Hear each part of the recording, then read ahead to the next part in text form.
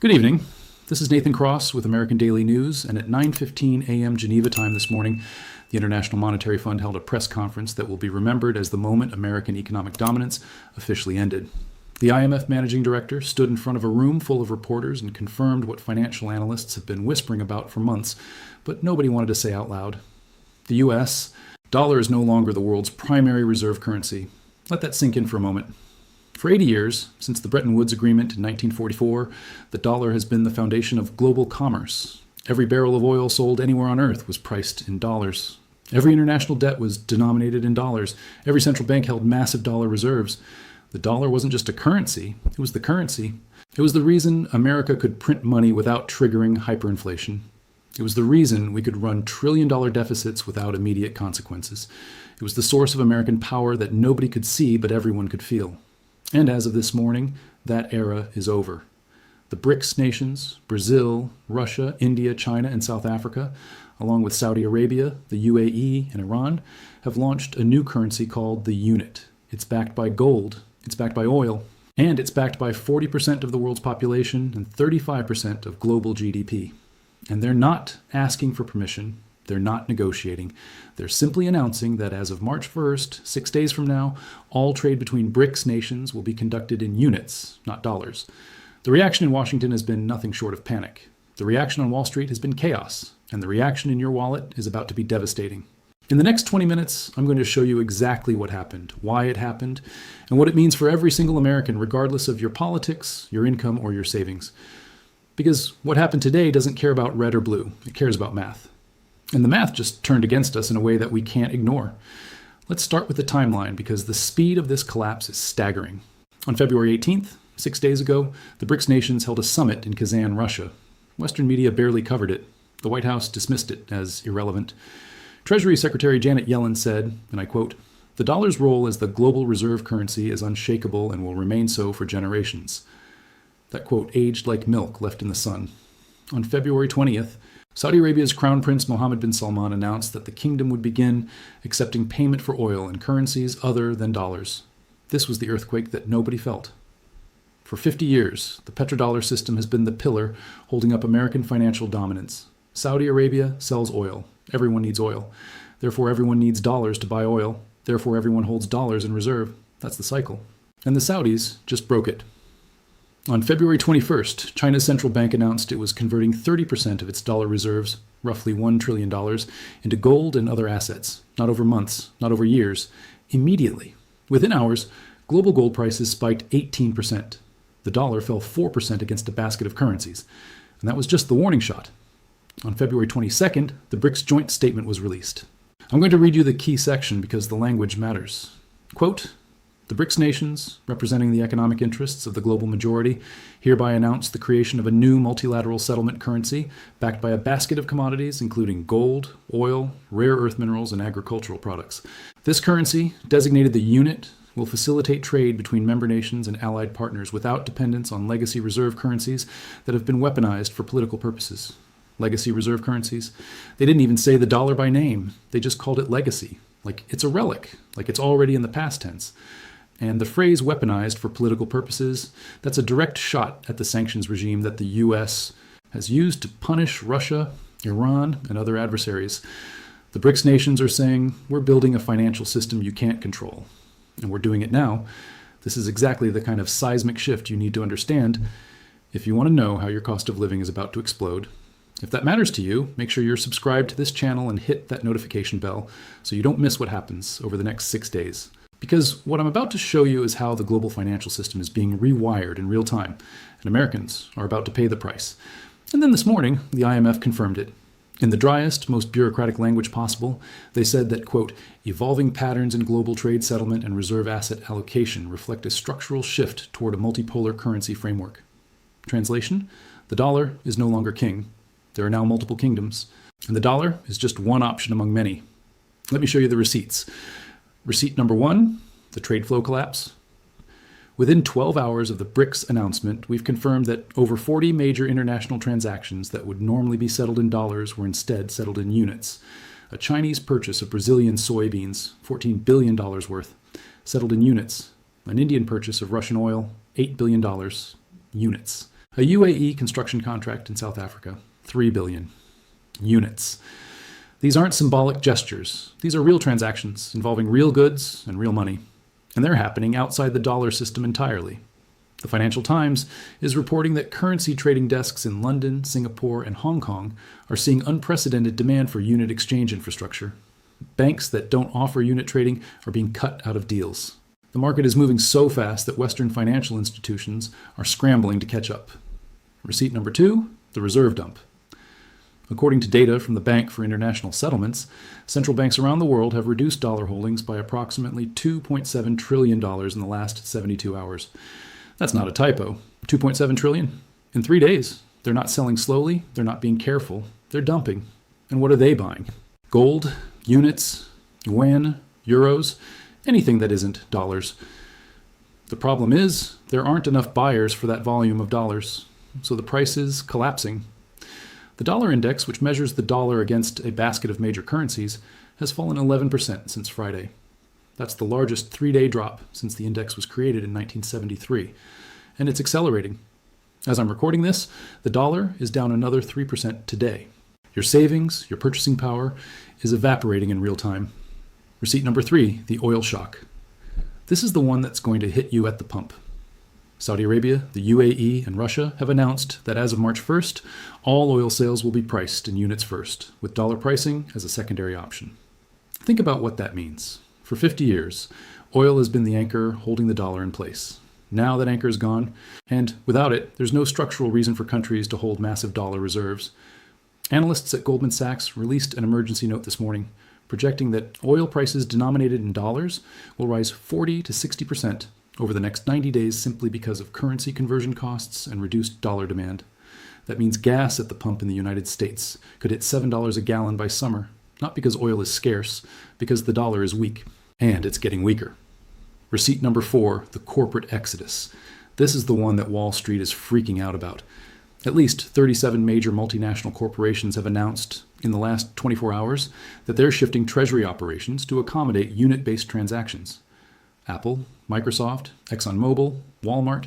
These are American companies saying, we need to be able to do business in units or we'll lose access to 40% of the global market. Think about the implications. These companies are hedging against the dollar. They're preparing for a world where the dollar is no longer the default. And if American companies don't trust the dollar's future, why should anyone else? This is a crisis of confidence that feeds on itself. The more people abandon the dollar, the weaker it gets. The weaker it gets, the more people abandon it. It's a death spiral. This channel exists to break down economic warfare so you understand how it affects your life. If you found this analysis valuable, hit that like button so more people see what's coming. Because what I'm about to tell you is how this destroys your purchasing power in ways you can't avoid. So let's talk about what this means for you. Let me be brutally direct. If you're an American, you just got poorer. A lot poorer. And it happened overnight while you were sleeping. Here's how.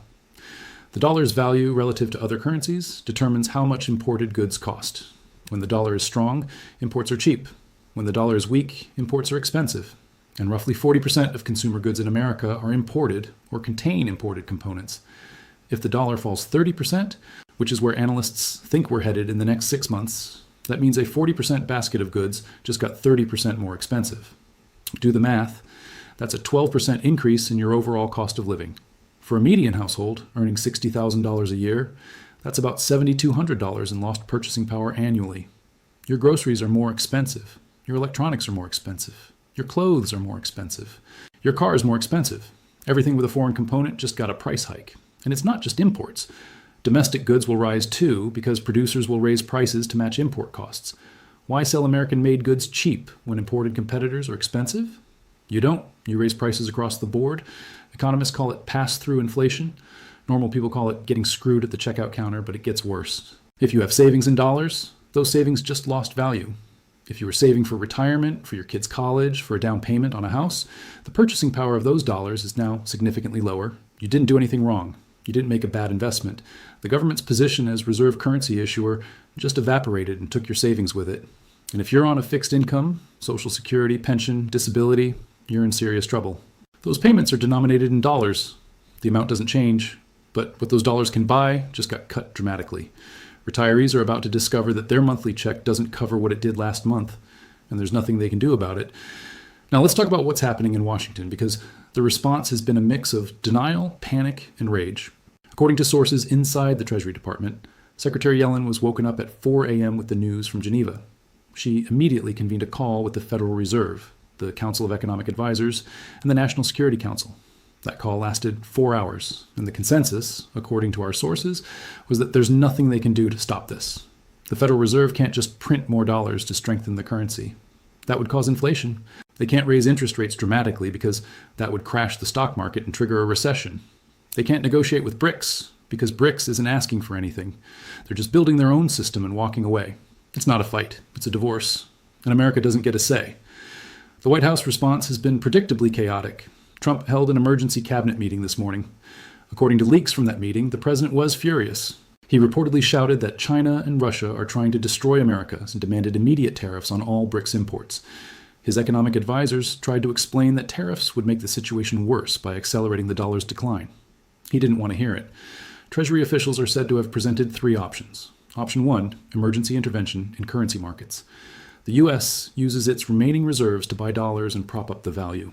The problem is, we don't have enough reserves to move the needle against $2.7 trillion in selling pressure. It would be like trying to stop a tsunami with a bucket. Option 2, negotiate with BRICS, offer concessions, reduce sanctions, try to slow the exodus. But this option was dismissed almost immediately because it would require the U.S. to fundamentally change its foreign policy approach, and nobody in that room believes Trump would accept that. Option 3, double down, impose capital controls, make it illegal for Americans to hold foreign currencies, threaten sanctions against any country that abandons the dollar, go full economic war. This is reportedly the option Trump is leaning toward. But career officials are terrified because economic war could backfire spectacularly and isolate the U.S. even further. Meanwhile, Congress is waking up to the crisis. The Senate Finance Committee has called emergency hearings. The House is drafting legislation. But what can they actually do? You can't legislate other countries into using your currency. You can't force Saudi Arabia to price oil in dollars. You can't make China hold dollar reserves. The world has options now, and they're choosing differently. And Wall Street is in full meltdown. The Dow opened down 1,200 points this morning. The S&P is down 9%. The Nasdaq is down 11%. Investors are fleeing anything denominated in dollars. They're piling into gold, which is up 23% this week. They're buying Bitcoin, which surged 41% overnight. They're buying foreign real estate, anything to get out of dollar exposure. Financial advisors are getting flooded with calls from panicked clients asking what to do. And the honest answer is, there's no good move here. Selling everything locks in losses. Holding dollars means writing them down. Buying foreign assets might work, but timing is impossible. Most regular Americans don't have the ability to hedge currency risk like institutions do. They're just stuck watching their net worth erode. So why did this happen? How did we get here? The answer is complicated, but it comes down to 3 things. First, weaponization of the dollar. For the last 2 decades, the U.S. has used access to the dollar system as a weapon. Sanctions against Russia cut them off from dollar transactions. Sanctions against Iran did the same. Threats against China regarding trade. Every time the U.S. used the dollar as a political tool, it gave countries a reason to build an alternative. And now they have. Second, debt. The U.S. national debt is $36 trillion and growing. At some point, creditors look at that number and ask if dollars are actually going to hold value long term. China holds trillions in U.S. debt. They've been looking for an exit. The unit gives them one. They can slowly shift away from dollars without triggering a panic sell-off, until now. Third, multipolarity. The world in 1944 was unipolar. America was the only major economy that wasn't bombed to rubble. Of course, the dollar became the reserve currency. But the world in 2026 is very different. China's economy is massive. India is rising. Russia has resources. Brazil has agriculture.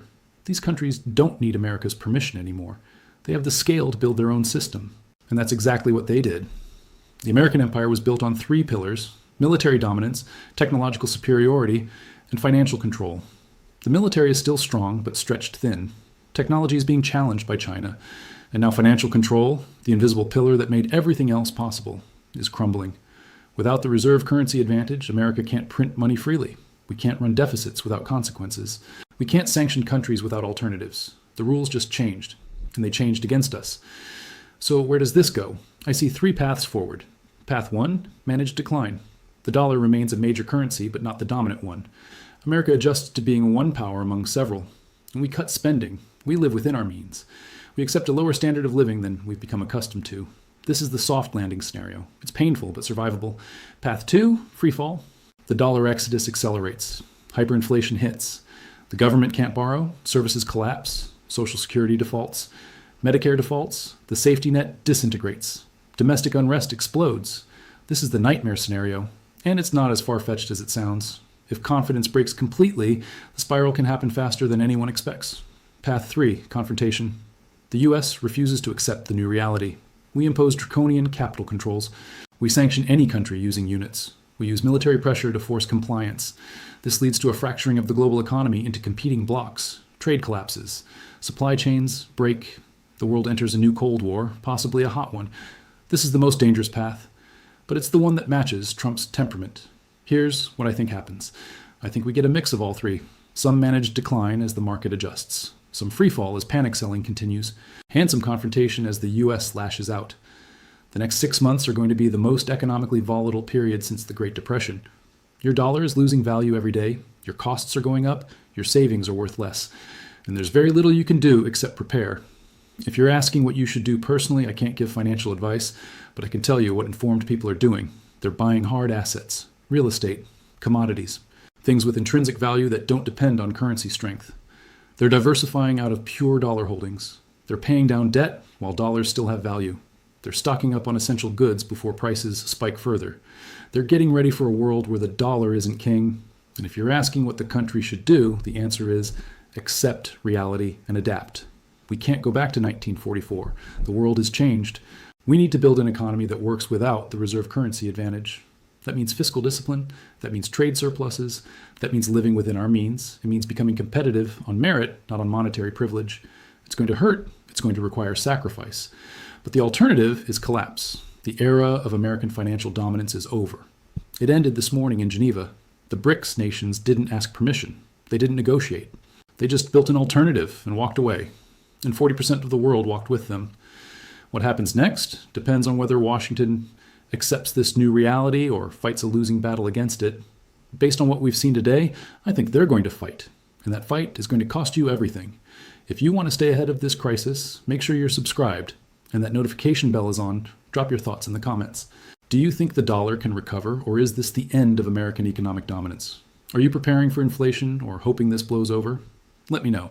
And if this breakdown helped you understand what's really happening beyond the headlines, hit that like button. I'm Nathan Cross. This is American Daily News, and that's the situation.